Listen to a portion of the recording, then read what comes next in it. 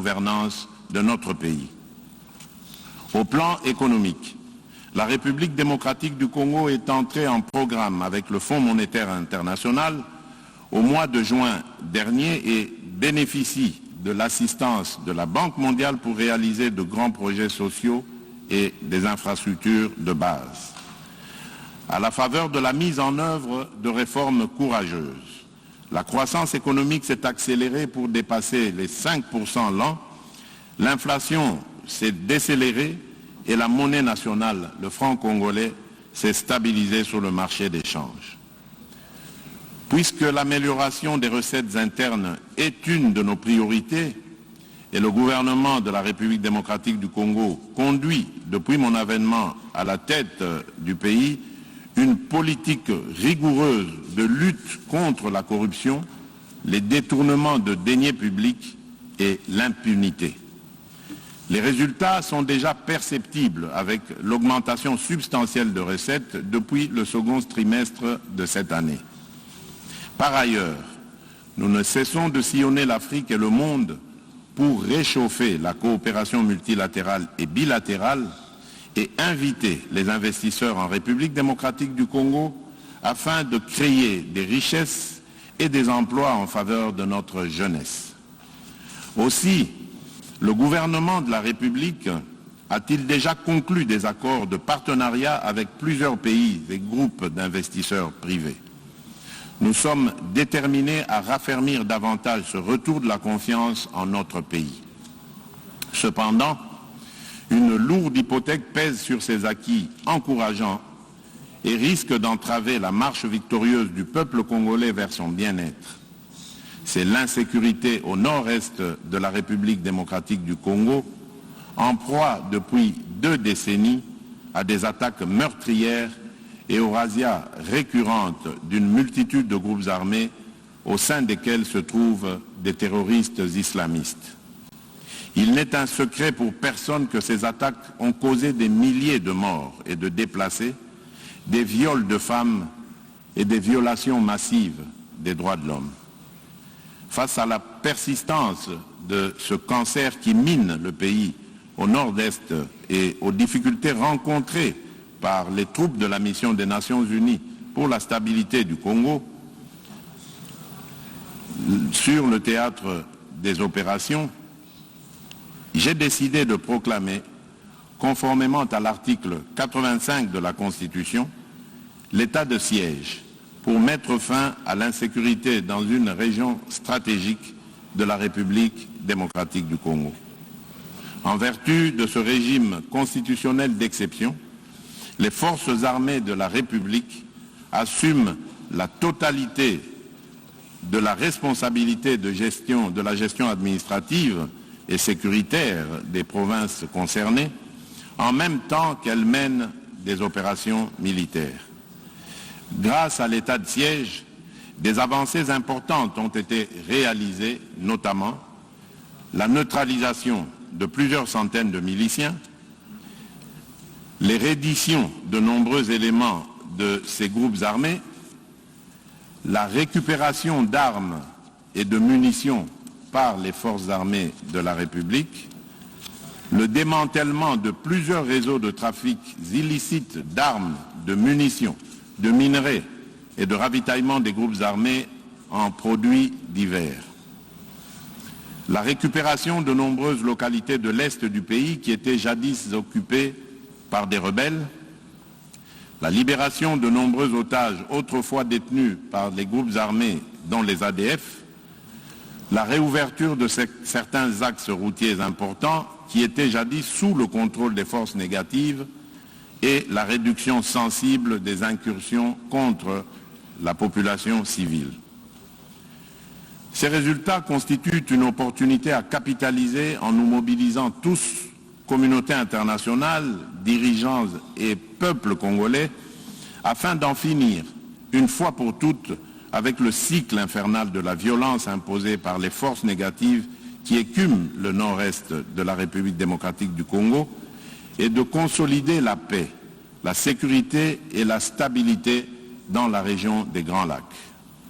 C'est pour cette raison que le gouvernement de la République démocratique du Congo maintient et amplifie la pression sur les groupes armés et leurs complices et que l'état de siège ne sera levé que quand les circonstances qui l'ont motivé disparaîtront. En outre, il est essentiel que l'application à la République démocratique du Congo des mesures de notification préalables au comité des sanctions de l'ONU, imposées par le paragraphe 5 de la résolution 1807 pour toute importation d'effets militaires par le gouvernement de mon pays ou toute prestation d'assistance, conseil ou formation liée aux activités militaires des forces armées et de sécurité de la République démocratique du Congo soit levée. Et ce, d'autant plus que le gouvernement a la mission constitutionnelle d'assurer la sécurité des personnes et des biens sur toute l'étendue du territoire national. Des sanctions sévères et exemplaires soient prises contre tous les réseaux mafieux, qu'il s'agisse de pays de transit ou de destination, ou encore contre les multinationales qui exploitent illégalement les minerais de mon pays et alimentent en échange les groupes armés en armes et munitions, pérennisant ainsi le conflit en République démocratique du Congo et dans la région des Grands Lacs. Le retrait de la MONUSCO soit progressif, responsable et ordonné conformément à la résolution 2556-2020 du Conseil de sécurité de l'ONU. Monsieur le Président, en application de cette résolution, un comité conjoint République démocratique du Congo, MONUSCO, élargi à d'autres agences des Nations Unies et à la société civile, a été constitué pour définir la stratégie à élaborer et la feuille de route du retrait définitif de la MONUSCO en République démocratique du Congo. Le gouvernement de mon pays souscrit au plan de transition pour le retrait échelonné, responsable et durable de la MONUSCO élaboré par ce comité conjoint en collaboration avec la société civile. Pendant la période de transition qui expire en 2024, la République démocratique du Congo attend des Nations Unies et du Conseil de sécurité qu'ils donnent tous les moyens nécessaires à la MONUSCO et à sa brigade d'intervention rapide afin qu'elles remplissent leurs mandats et missions respectifs conformément à la résolution précitée. Il s'agit de s'assurer que les troupes y déployées aient les capacités et les moyens requis, y compris la formation nécessaire répondant aux exigences de la réalité sur terrain et de la guerre asymétrique que mènent actuellement les groupes armés et les terroristes dont l'existence en République démocratique du Congo ne peut être contestée. Monsieur le Président, Mesdames et Messieurs les chefs de délégation, en République démocratique du Congo, comme partout ailleurs au monde, sans la sécurité et la paix durable, rien ne peut se construire. La sécurité et la paix sont des conditions sine qua non du progrès des nations. Le peuple congolais en a besoin pour sa prospérité et la construction de sa démocratie encore fragile.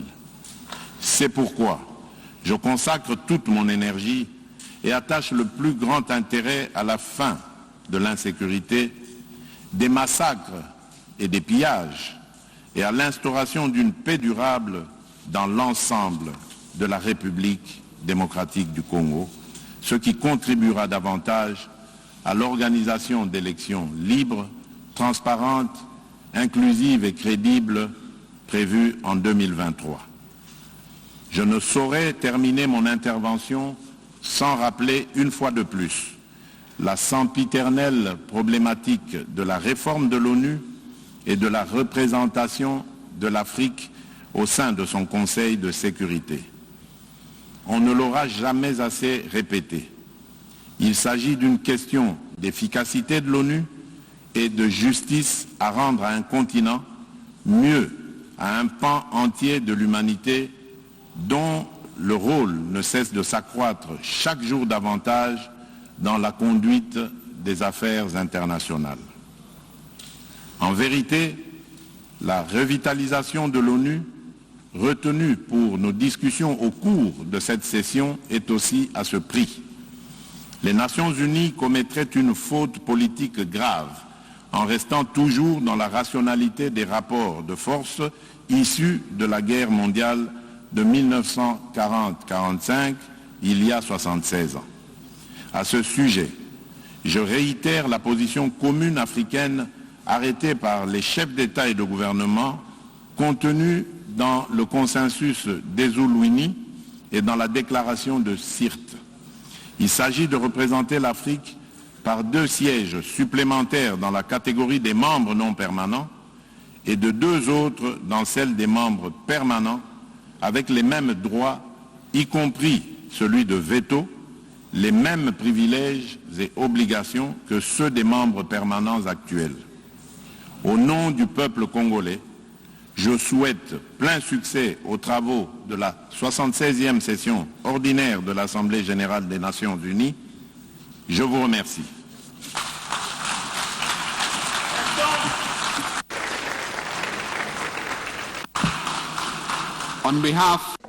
Au nom de l'Assemblée générale, je tiens à remercier le président de la République démocratique du Congo pour l'allocution qu'il vient de prononcer. Je prie le protocole de vouloir accompagner son Excellence.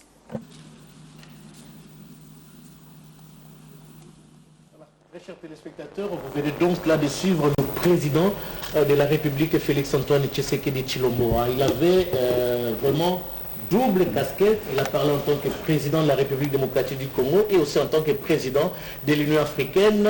Son discours a pris près de 40 minutes, mais top chrono.